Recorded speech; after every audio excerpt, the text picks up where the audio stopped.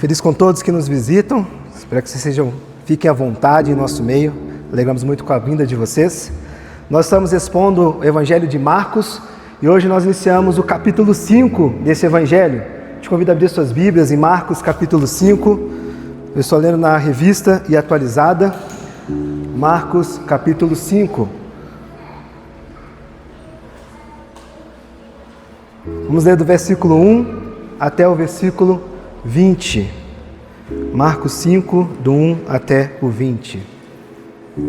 Entre mentes chegaram à outra margem do mar, a terra dos Gerazenos. Ao desembarcar, logo veio dos sepulcros ao seu encontro um homem possesso de espírito imundo, o qual vivia nos sepulcros, e nem mesmo com as cadeias alguém podia prendê-lo. Porque, tendo sido muitas vezes preso com grilhões e cadeias, as cadeias foram quebradas por ele, os grilhões despedaçados, e ninguém podia subjugá-lo.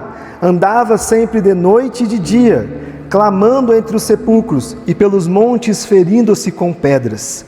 Quando de longe viu Jesus, correu e o adorou, exclamando com alta voz: "Que tenho eu contigo, Filho do Deus Altíssimo?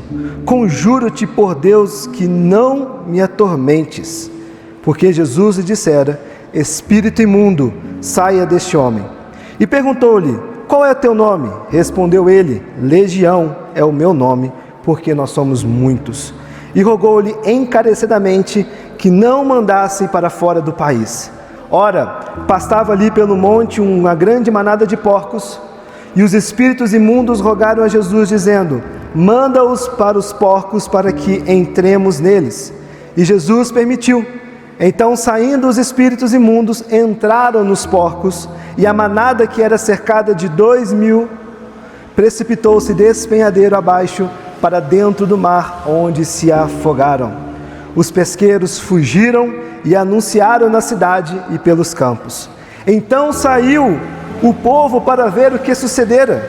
Indo ter com Jesus, viram o endemoniado que tivera legião assentado, vestido em perfeito juízo, e temeram. Os que haviam presenciado os fatos contaram-lhe os que acontecera ao endemoniado e acerca dos porcos. Então, entraram a rogar-lhe que se retirasse da terra deles. Ao entrar Jesus no barco, suplicava-lhes que o que for endemoniado, que o deixasse estar com ele. Jesus, porém, não lhe permitiu, mas ordenou: "Vai para a tua casa, para os teus, anuncia-lhes tudo o que o Senhor te fez, e como teve compaixão de ti." Então ele foi e começou a proclamar em Decápolis tudo o que Jesus lhe fizera, e todos se admiravam. Queridos, nós temos aqui um grande texto em nossas mãos, né?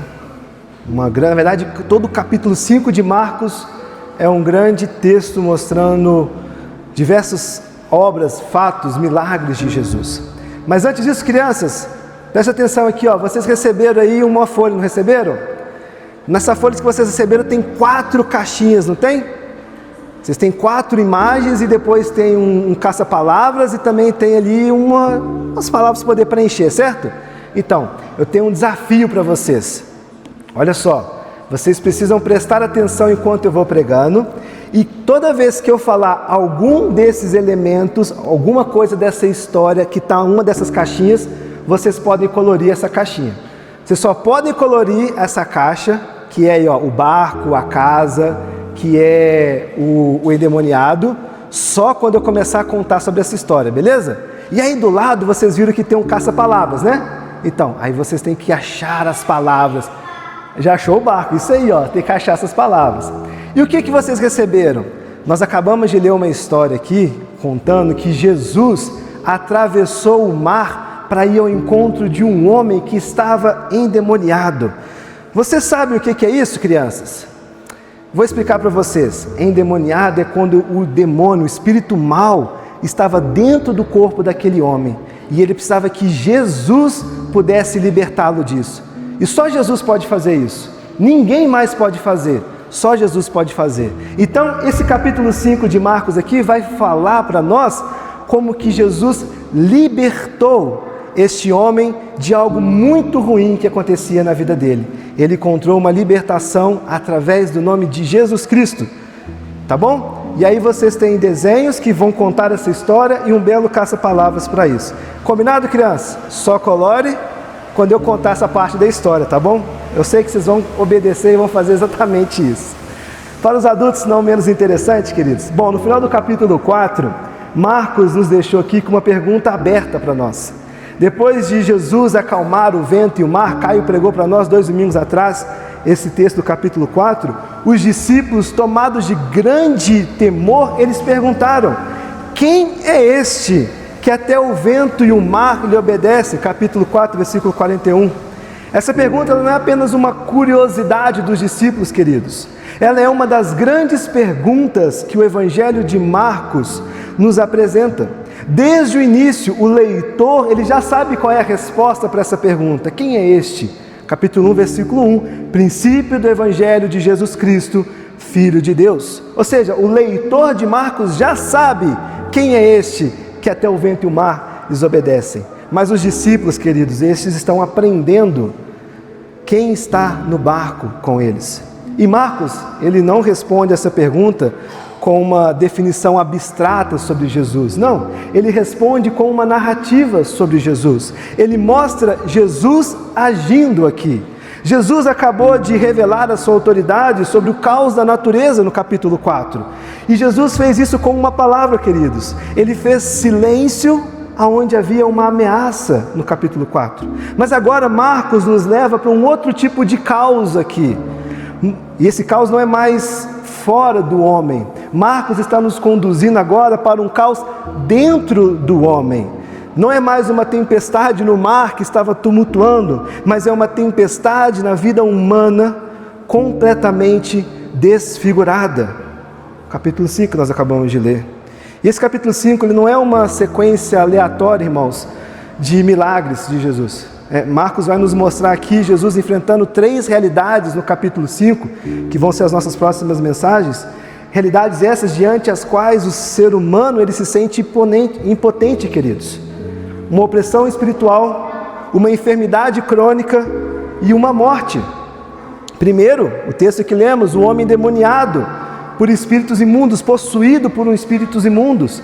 Depois vai mostrar uma mulher dominada por uma doença que a excluía da sociedade. E no final do capítulo 5 vai mostrar uma menina dominada pela morte. E em todos esses casos, nesse capítulo 5, nós vamos ver Jesus agindo de forma maravilhosa. Marcos, meus irmãos, está nos dizendo que não há lugar onde o reino de Deus não alcance. Não há esfera da vida humana onde Jesus não tem autoridade. Não há treva tão profunda, impureza tão grave, dor tão antiga ou morte tão definitiva que esteja fora do governo do Filho de Deus. Não há, queridos, não há. E o primeiro desse encontro do capítulo 5 é com um homem que parece ter perdido tudo. Perdeu sua casa, nome, família, descanso, dignidade, sanidade, comunidade, esperança. E aí você pode ir puxando uma lista de fatores que permeiam uma sociedade. E então Jesus chega aonde esse homem estava. Versículo 1 e 2. Entre mentes chegaram à outra margem do mar, a terra dos Gerazenos. Ao desembarcar, logo veio dos sepulcros ao seu encontro um homem possesso de espírito imundo. Bom, essa informação que fala do Gerazenos, ela não é apenas uma informação geográfica que Marcos nos traz aqui. Jesus chegou à outra margem. E detalhe, se você olhar no capítulo 4, vai ver que Jesus diz: vamos atravessar a outra margem. Ou seja, Jesus não chegou do nada na outra margem. Jesus foi intencionalmente ao outro lado, à outra margem, para poder encontrar com alguém. E agora, quando esse barco ele encosta, fica claro que aquela travessia ela tinha realmente um endereço, queridos. Cristo atravessou aquele mar para encontrar um homem que ninguém mais procurava esse homem. A região dos Gerazenos, aí outros textos do Evangelho que vão citar o mesmo episódio, vão falar também Gadarenos, né? Mas aqui a palavra ou a região em si não é a questão. mas o contexto onde ela está inserida, né, ela ficava do outro lado do Mar da Galileia. E que lugar que era esse? Era um território gentílico.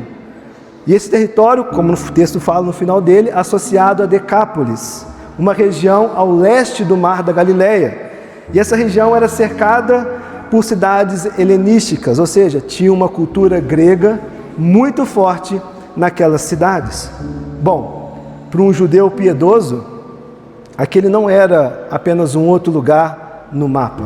Pelo contrário, ali era um outro mundo, ali era um outro contexto, ali era uma região fora do centro religioso de Israel.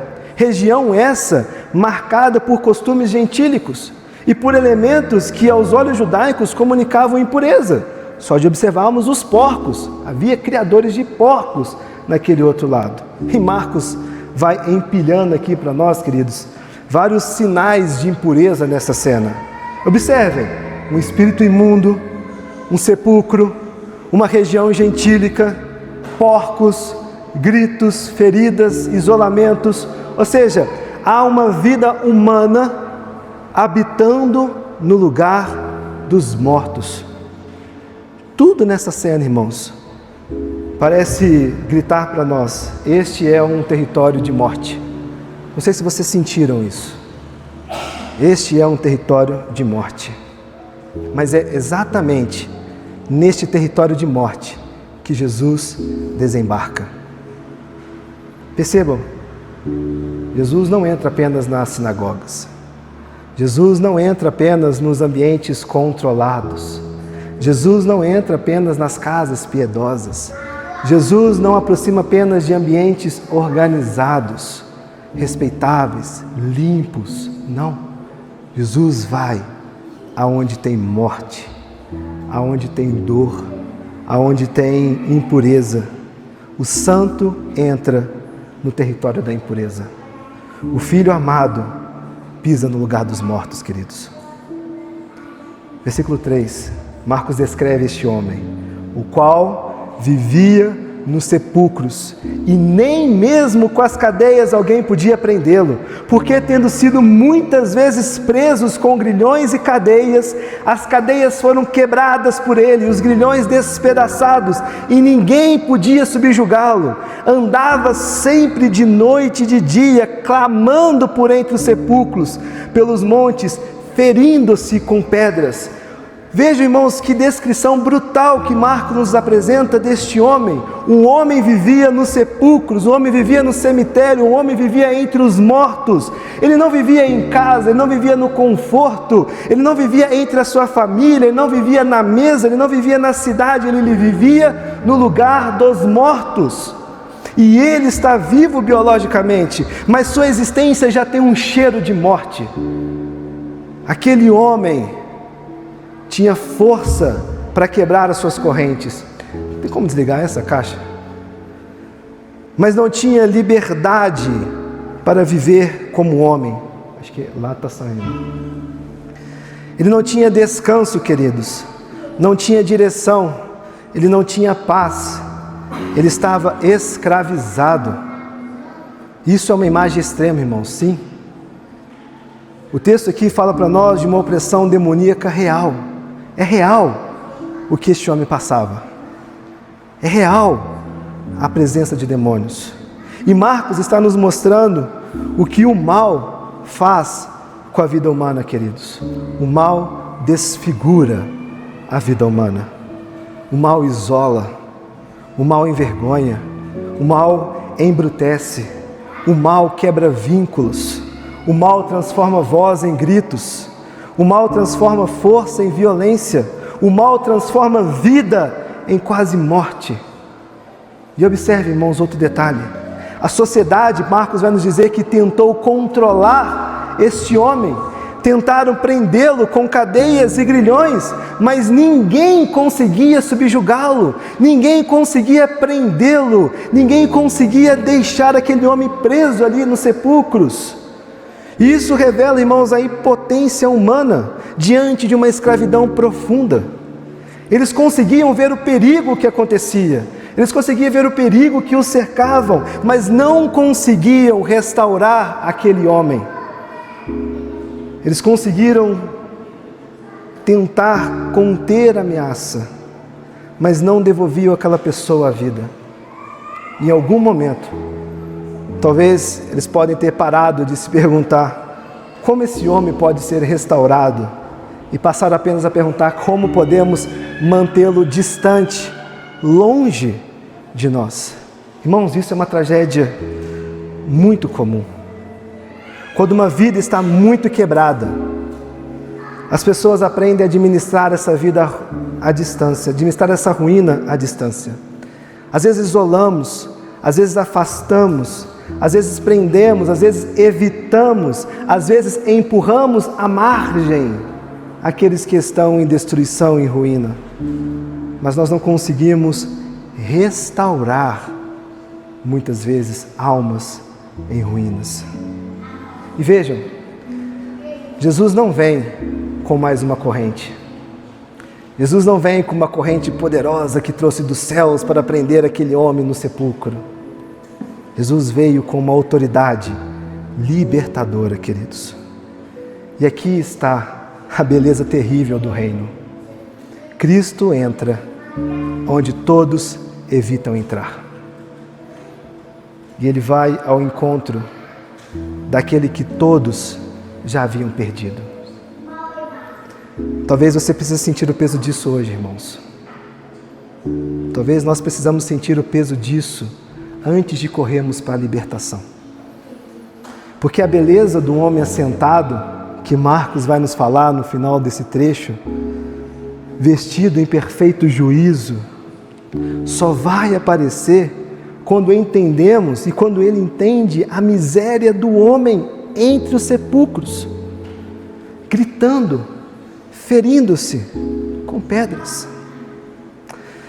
Marcos quer que eu e você, irmãos, vejamos a profundidade da queda do homem, para depois conseguirmos enxergar a grandeza da graça. Ele continua no versículo 6. Quando de longe viu Jesus, detalhe, o endemoniado viu Jesus. Quando de longe viu Jesus, correu e o adorou, exclamando em alta voz: que tenho eu contigo, Jesus, Filho do Deus Altíssimo?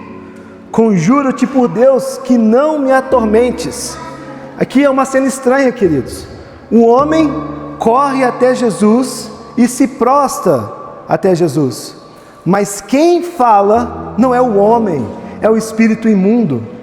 E note a ironia, no barco os discípulos perguntaram: quem é este que até o vento e o mar obedecem? E agora os demônios sabem responder: Jesus, Filho do Deus Altíssimo.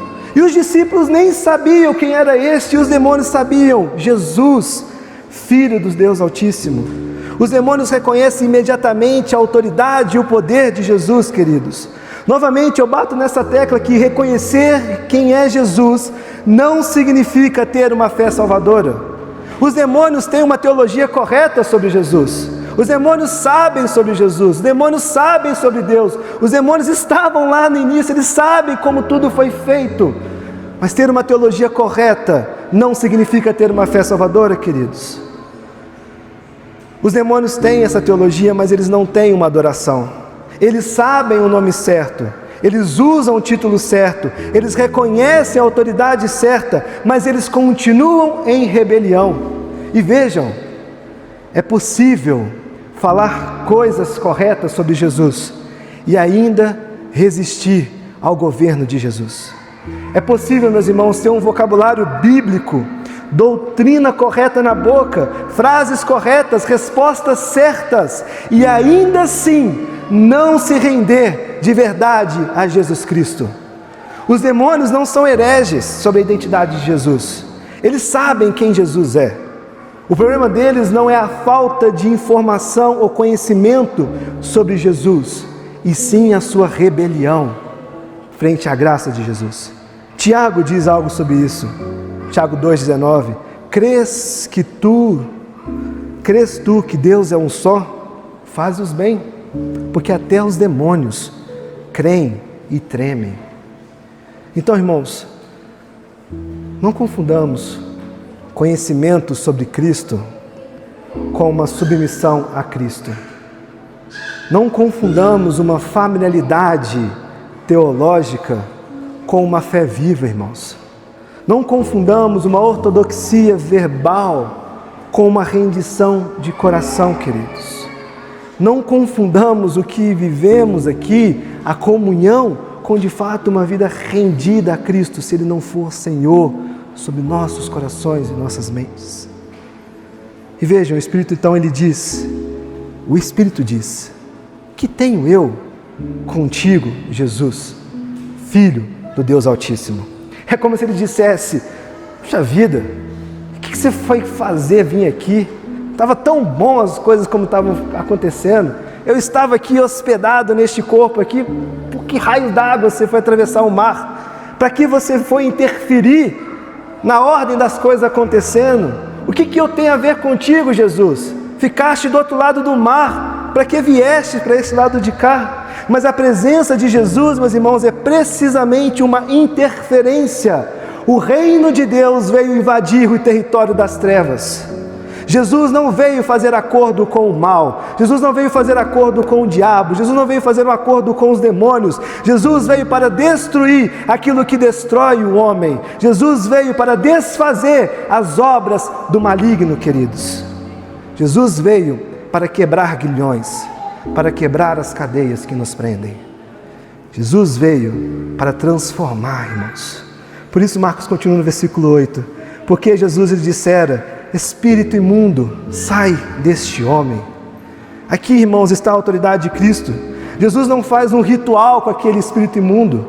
Jesus não monta um espetáculo sobre aquele endemoniado. Jesus não usa uma fórmula mágica, piripimpim, saia demônio. Não, Jesus não usa nada disso. Jesus não negocia com as trevas aqui, como se elas fossem equivalentes com o seu poder. Ele simplesmente ordena para que o mal saia daquele homem. Irmãos, o texto está nos chamando a não olhar fascinados para os demônios. Eu abro um parêntese: eles são reais, sim. Eles existem, sim. Eles estão ao nosso redor, sim. O mundo, esse território aqui é sim uma habitação do Satanás. Mas o texto não está nos chamando para que nós pudéssemos admirar as obras do diabo, não. Ele está nos chamando a olhar com reverência para Cristo Jesus. Não é que o quanto aquele homem estava endemoniado, mas sim o poder de Jesus Cristo para quebrar aqueles vínculos, para quebrar aqueles grilhões, para restaurar aquela vida. O texto, meus irmãos, está nos conduzindo exatamente nessa direção. Expor o que dominava aquele homem, para que a grandeza da libertação, ela fique clara. A pergunta de Jesus, no verso 9, ela não nasce de uma ignorância de Jesus, como se ele precisasse descobrir o que estava acontecendo com aquele homem.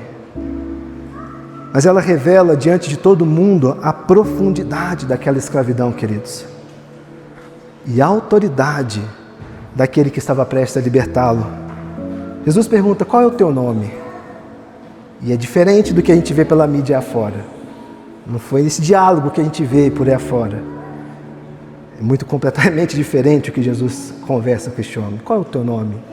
Respondeu ele: Legião é o meu nome, porque nós somos muitos.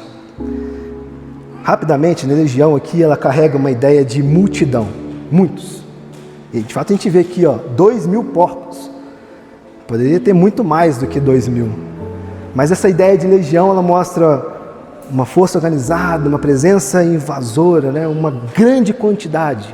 Só para vocês terem uma ideia, uma legião romana, ela poderia envolver milhares e milhares de soldados.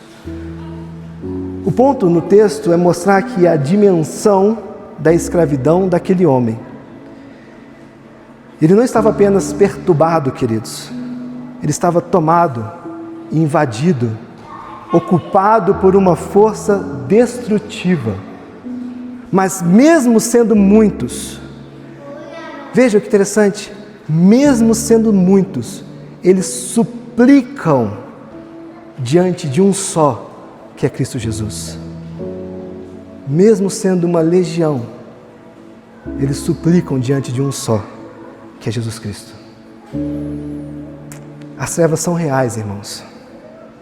São numerosas, são violentas, são destrutivas, mas elas não são soberanas. Cristo é soberano. Quando os demônios eles rogam para que eles não serem mandados para fora daquele país, não está falando no sentido literal, Gesareno, Gadareno, Decápolis, não é nesse sentido que ele estava dizendo. Lucas vai nos falar, Lucas 8, 31, eles pediram para não ser mandados para o abismo, ou seja, eles suplicam para não serem expulsos daquele espaço aonde eles exerciam o seu domínio. Não é território aqui, mas é território físico, palpável, mas é este mundo. Os demônios pediram para Jesus, Jesus, não nos mande para o abismo. A gente já sabe qual que é o nosso fim, mas não adiante o nosso fim. Não nos mande para o abismo. Não nos condene, Jesus.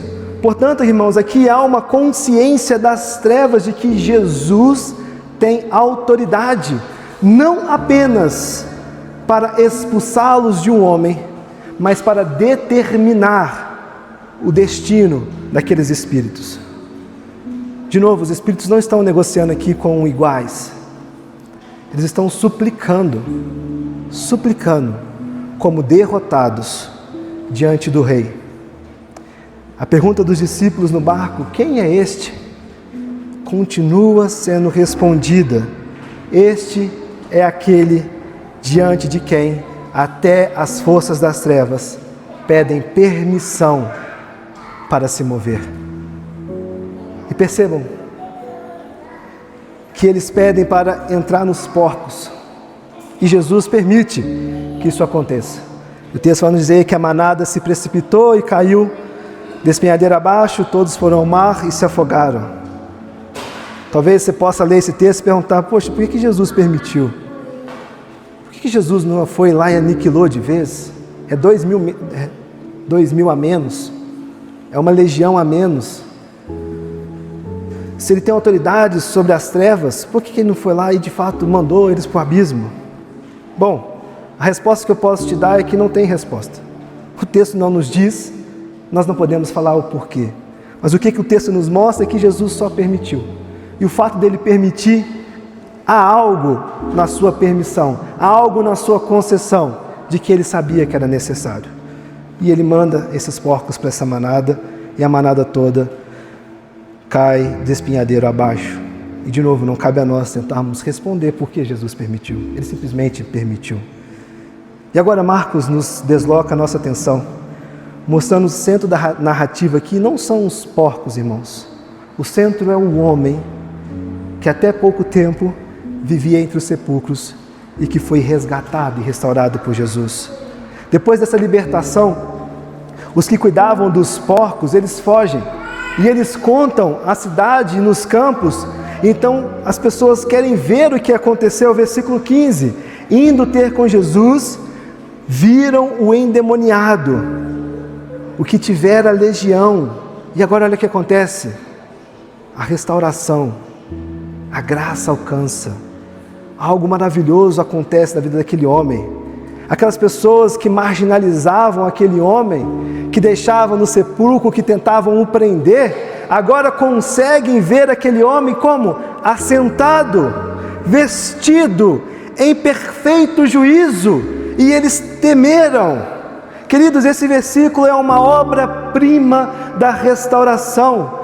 Antes o homem estava entre sepulcros, agora ele está junto de Jesus. Antes ele estava sem descanso e agora ele está assentado. Antes ele estava envergonhado, em exposição, agora ele está vestido. Antes a sua mente estava tomada, agora ele está em perfeito juízo. Antes ninguém podia contê-lo, agora ele está em paz. Antes ele gritava, e agora a sua presença é uma testemunha da restauração de Jesus Cristo na sua vida. Jesus não apenas, irmãos, removeu a opressão que estava sobre aquele homem, Jesus restaurou a vida daquele homem. Irmãos, o Evangelho não é apenas uma libertação de alguma coisa, é a libertação para alguma coisa. Cristo não apenas tira o homem dos sepulcros, Cristo devolve a vida àquele homem. Cristo não apenas rompe as correntes, Cristo devolve dignidade. Cristo não apenas cala os demônios, queridos, Cristo devolve àquele homem a sua voz. Cristo não apenas livra do domínio das trevas, Cristo recoloca aquele homem diante de Deus, diante de si mesmo e diante dos outros. Há pessoas que pensam na graça, queridos, apenas como um perdão jurídico. E ela é isso. Bendito seja Deus por esse perdão. Mas a graça também restaura o homem. A graça também recompõe, queridos, o que o pecado desconfigurou. A graça também nos veste novamente. A graça também nos assenta ao pé de Cristo. A graça também começa a ordenar, queridos, aquilo que estava despedaçado. A graça traz vida aonde há morte e destruição. A graça tira o cheiro de morte. A graça restaura aquilo que ninguém consegue restaurar.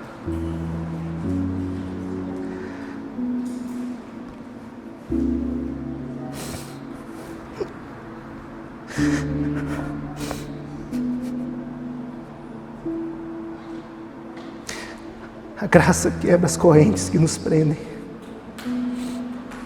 A graça derrota o mal. A graça derrota o pecado do nosso coração. E a graça nos dá esperança.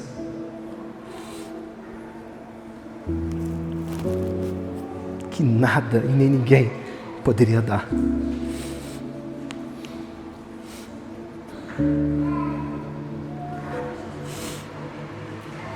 Olha o que a graça fez com este homem. Não estou dizendo, queridos, que toda restauração ela será instantânea como nesse episódio. E cuidado com essa leitura apressada. Há processos que são longos, sim. Há processos que são profundos. Há dores profundas que Cristo precisa curar e alcançar. Há lutas que continuam. Há processos que vão demandar às vezes a vida inteira. Mas a graça de Deus, ela é capaz de restaurar, de quebrar aquilo que domina, de trazer vida aonde não tem vida, queridos. Quando o reino de Deus chega, ele começa a desfazer a desumanização causada pelo mal. Bom, só que a reação da cidade ela é diferente. Ela é assustadora, versículo 17. E os que haviam presenciado os fatos contaram-lhe o que acontecera ao endemoniado e acerca dos porcos, e entraram a rogar-lhe que se retirassem da terra deles. Queridos, eles olharam para o homem restaurado, eles olharam para a graça de Deus que foi manifesta sobre a vida de um homem que estava arruinado, e mesmo assim, eles pediram para que Jesus fosse embora, para que Jesus não ficasse no meio deles. Eles não celebraram, eles não fizeram festa, eles não perguntaram como, de que forma ele restaurou este homem. Eles simplesmente disseram: não fique conosco, saia daqui. Rogaram que Jesus fosse embora. Por quê? Talvez porque a presença de Jesus ela se tornou ameaçadora, irmãos. Ele libertou o homem, mas mexeu com a economia daquela região. Ele restaurou uma vida, mas talvez perturbou uma ordem que estava ali estabelecida. E vejam, eles sabiam conviver com um homem destruído, marginalizado, à distância. O que eles não suportavam, irmãos, era Cristo presente no meio deles. Eles preferiram uma cidade com porcos e sem Cristo, a uma cidade com Cristo e um homem restaurado. Eles preferiam uma cidade com porcos e sem Cristo do que uma cidade com Cristo e um homem restaurado. Sabe, irmãos, muitas vezes nós dizemos que queremos Cristo, mas queremos Cristo até onde? Queremos Cristo se Ele mexer nos nossos interesses? Queremos Cristo se Ele confrontar a nossa relação com o dinheiro, com o conforto, com a reputação, com a rotina, com os planos? Queremos Cristo se Ele governar as nossas vidas? A cidade dos Gerazenos não rejeitou Jesus por falta de evidência, porque evidência eles tinham um monte, assentado em pleno juízo na frente deles. Eles rejeitaram Jesus porque a presença de Jesus era custosa demais para eles, irmãos. Incredulidade nem sempre nasce da falta de sinais, queridos. Às vezes, ela nasce de um amor desordenado. Amor desordenado esse ao que nós não queremos perder. Eles olharam para o homem e para os porcos, e de algum modo terrível, os porcos pesaram mais do que aquele homem restaurado. Vejam, queridos, idolatria raramente se apresenta como um ódio explícito a Jesus.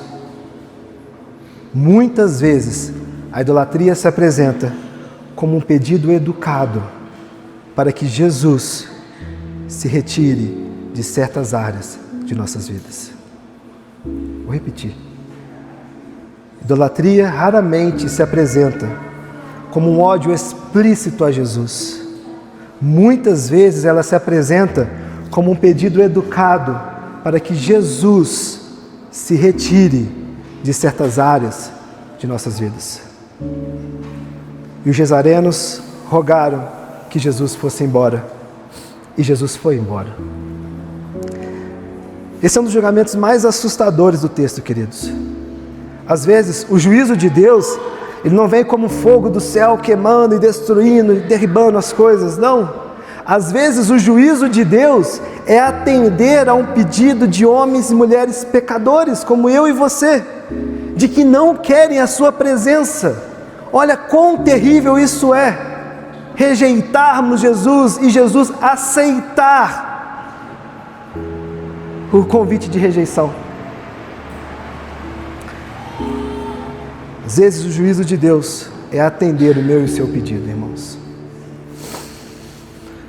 Caminhando para o fim, versículo 18 e 19, quando Jesus entra no barco, aquele homem que havia sido endemoniado, ele pede para ir com Jesus, versículo 18, ao entrar Jesus no barco, suplicava-lhe o que for endemoniado, que o deixasse estar com ele.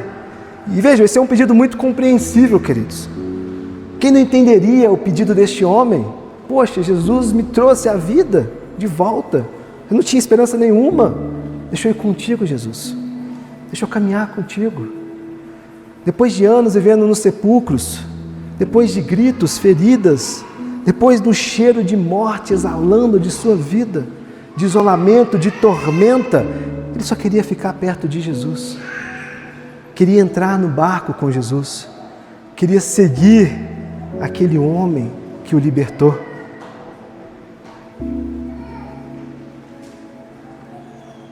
Marcos, no capítulo 3, nos mostra Jesus chamando os 12 para estar com ele e para os enviar e para pregar. Então o pedido desse homem, ele parece adequado ao que nós vimos no capítulo 3.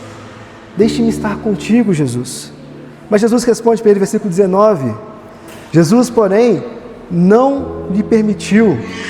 Alguns podem olhar e falar assim, caramba, Jesus mau, tira ele do caos, agora não deixa que ele ande com ele. Jesus não lhe permitiu, mas ordenou, vai para a tua casa, para os teus, anuncia-lhes tudo que o Senhor te fez e como o Senhor teve compaixão de ti. Jesus não está, queridos, rejeitando aquele homem. Jesus está enviando aquele homem.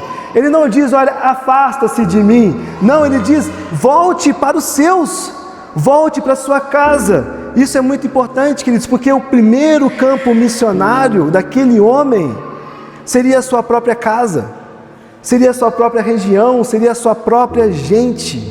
Ele queria ir com Jesus para outro lugar. E Jesus o envia de volta para o lugar onde todos o conheciam, onde todos sabiam da sua história. E a mensagem dele não seria diferente, queridos. Anuncia-lhe tudo o que o Senhor fez e como o Senhor teve compaixão de ti. Jesus não pediu que ele soubesse a lei, que citasse os profetas, que decorasse o Pentateuco. Jesus só disse, vai e mostra, e diz, e anuncia aquilo que eu fiz por sua vida. Irmãos, esse é o conteúdo do testemunho cristão, queridos. Anunciar aquilo que o Senhor fez. A compaixão e a misericórdia que Ele demonstrou com a minha e com a sua vida. Jesus não pede de nós bagagens teológicas. Ele pede de nós corações abertos, sedentos e vidas que testemunharão da misericórdia e da compaixão dele. Marcos conclui no versículo 20. Então ele foi e começou a proclamar em Decápolis. Decápolis é conjunto de 10 cidades, é aquela região. E tudo que Jesus lhe fizera, e todos se admiraram. Veja a beleza, queridos. Jesus diz, conta o que o Senhor te fez.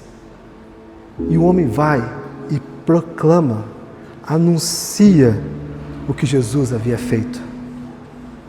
A compaixão do Senhor foi manifestada na obra de Jesus. Esse homem se tornou uma testemunha em Decápolis. A região que pediu Jesus para ir embora, agora recebe o testemunho daquele que Jesus restaurou, queridos. Eles expulsaram Jesus, mas Jesus deixou ali uma testemunha viva da sua misericórdia. Isso é graça, irmãos. Jesus podia ter ido embora em silêncio. Jesus podia nem ter ido lá. Jesus podia ter deixado aquela região entregue à sua própria rejeição. Mas Ele deixa ali um homem restaurado, em pleno juízo, como um anúncio vivo do seu reino. Queridos, nem todo chamado começa em lugares distantes. Às vezes é um grande equívoco que nós temos. Às vezes, a primeira obediência é voltar para casa, é voltar para os seus, é voltar para a sua rotina, é voltar para a sua vida ordinária, não no sentido pejorativo da palavra, mas para o seu dia a dia, trabalho, a rotina, a casa, a vida ordinária. Voltar para o ambiente onde as pessoas viram a sua rebelião, a sua queda, a sua dureza, as suas feridas, a sua antiga escravidão. E agora elas precisam ver o que Cristo fez na sua vida, o que Cristo fez no seu coração, o que Cristo fez na sua mente. Irmãos, isso é desconfortável. Nós gostamos de imaginar muitas vezes missões como algo distante. Índia, Paquistão, China, Coreia, Europa. Mas Jesus manda aquele homem para casa. Casa é o lugar onde o testemunho não sobrevive de aparência. Casa é o lugar onde as pessoas sabem quem você era. Casa é o lugar onde a transformação precisa ganhar carne. Casa é o lugar onde a misericórdia ela precisa ser vista na paciência, na humildade, na palavra mansa, no domínio próprio, no arrependimento, na reconciliação. A missão, meus irmãos, daquele homem não começou com um microfone, ela começou com um retorno. Talvez essa seja uma palavra necessária para nós esta manhã. Nós precisamos nos perguntar, queridos, o que os nossos não só o que mora contigo na sua casa, os nossos, as pessoas que estão inseridas no seu dia a dia, o que os nossos veem da misericórdia de Deus? O que a sua esposa, o seu marido, o seu chefe, seus subordinados, seus sobrinhos, seus afilhados, seus parentes, seus amigos, seu vizinho, vem da misericórdia de Jesus. O que a nossa casa consegue perceber? O que esposa, marido, filhos, irmãos, pais, colegas, veem o que Cristo tem feito na sua vida? Bom, Marcos começa essa história com Jesus atravessando o mar.